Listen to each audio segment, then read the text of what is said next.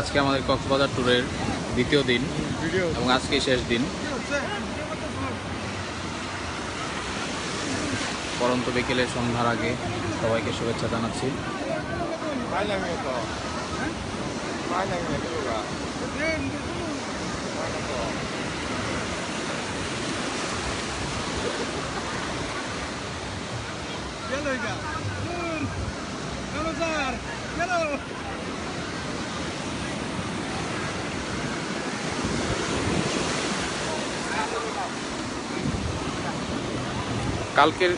গতকালকের সানসেটটা মিস করেছিলাম, তো আজকে আর মিস করার কোনো সুযোগ নেই, এই জন্য অনেকক্ষণ যাবত অপেক্ষা করতেছি